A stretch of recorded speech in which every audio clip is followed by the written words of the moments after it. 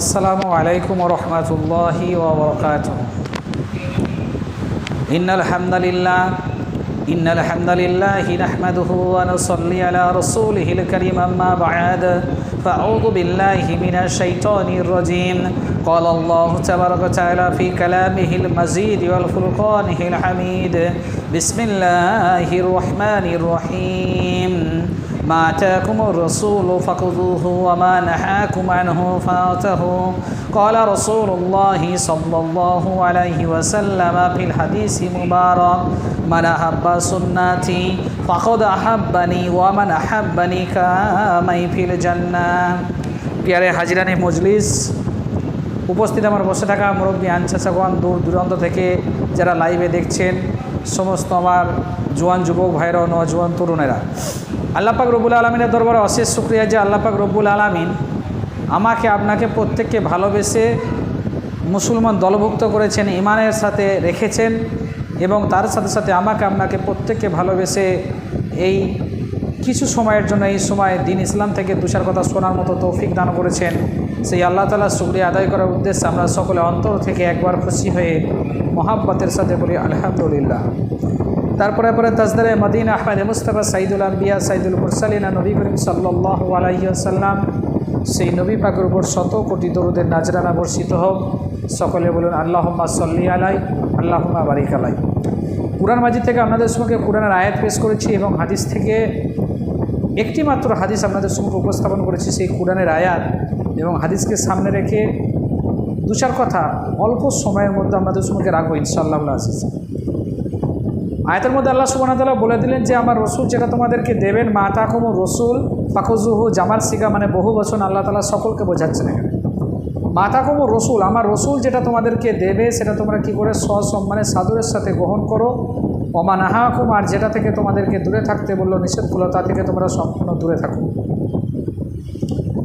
হাদিসের মধ্যে আল্লাহ নবী বললেন মান আহাব্বা সুন্নতি, মানটা হরফে জার, আপনারা জানেন। মান আহাব্বা সুন্নতি, যে ব্যক্তি আমার সুন্নতকে ভালোবাসলো। ওমান আহাব্বানি, সে ব্যক্তি আমি রসুল যেন আমাকে ভালোবাসলো। ওমান আহাব্বানি, যে ব্যক্তি আমি রসুল আমাকে ভালোবাসলো। কামাই ফিল জান্নাত, সেই ব্যক্তিটা আমি বলে দিলাম রসুল্লাহ জান্নাতে চলে যাবে, সেই ব্যক্তিটা জান্নাতি। এখানে রসুলকে, আল্লাহ নবী করিম সাল্লাল্লাহু আলাইহি সাল্লামকে ভালোবাসার অর্থ হচ্ছে এটাই, আল্লাহ নবী করিম সাল্লাল্লাহু আলাইহি সাল্লাম যেটা দিচ্ছেন সেটা নেওয়া, শুধু বলতে কীরকম, সেটাকে সম্পূর্ণভাবে মেনে নেওয়া এবং সেই আমলগুলো, সেই কর্মগুলো নিজের জীবনে বাস্তবায়ন করা। রসুল যেটা দিয়েছেন, আল্লাহ নবী করিম সাল্লাল্লাহু আলাইহি ওয়াসাল্লাম যেটা দিয়েছেন সেটাকে মেনে নেওয়া, সেটা আমলে বাস্তবায়ন করা এবং যেগুলো থেকে নিষেধ করেছে সেগুলো থেকে সম্পূর্ণ দূরে থাকা, সেগুলোকে সম্পূর্ণরূপে বর্জন করা। যদি এটা করতে পারেন, আল্লাহ নবী যেগুলো পছন্দ করতেন সেগুলো করবেন এবং যেগুলো পছন্দ করতেন না সেগুলো করা যাবে না বা করবেন না। যদি এটা করেন তার মানে এটাই দাঁড়ায় যে নবী করিম সাল্লাল্লাহু আলাইহি ওয়াসাল্লামকে আপনি যথেষ্ট পরিমাণে ভালোবাসেন।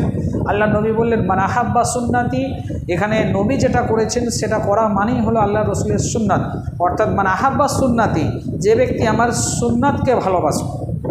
তার মানে আল্লাহ নবী যেটা করেছেন সেটা করা মানেই, সেটাকে মোহাব্বতের সাথে করা মানেই হচ্ছে সেটাকে তার, অর্থাৎ আল্লাহ নবী করিম সাল্লাল্লাহু আলাইহি ওয়াসাল্লামের সুন্নতকে ভালোবাসা বা মোহাব্বত করা।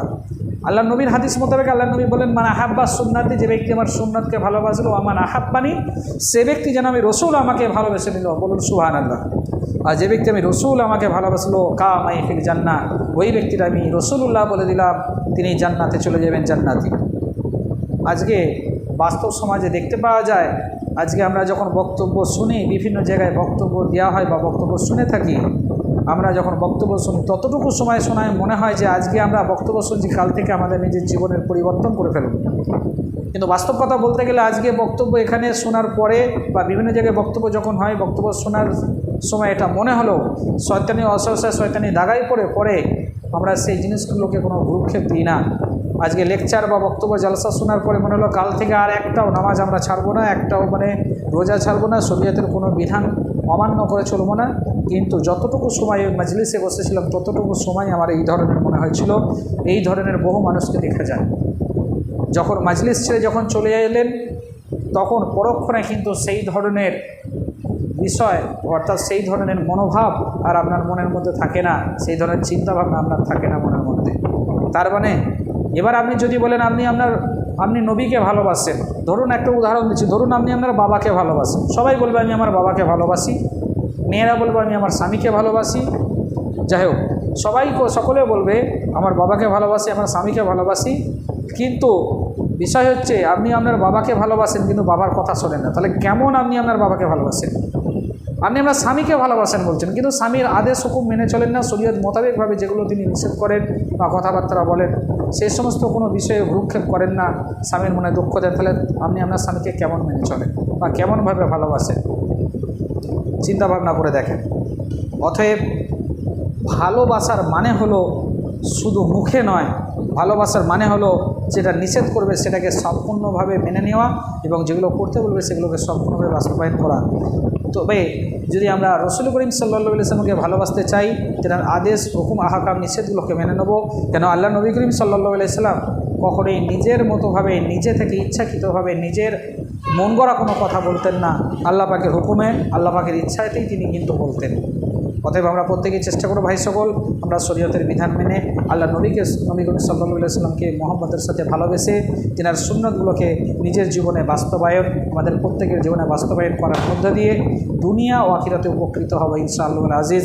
দোয়া করি আপনারা প্রত্যেকে ভালো থাকেন, আল্লাহ সুবহানাহু ওয়া তাআলা আমাকে আপনাকে প্রত্যেক ইমানের সাথে দুনিয়া থেকে আখিরাতে যাওয়ার মতো ও জান্নাতুল ফিরদাউসে যাওয়ার মতো তৌফিক দান করুন। আসসালামু আলাইকুম ওয়া রাহমাতুল্লাহি ওয়া বারাকাতুহু।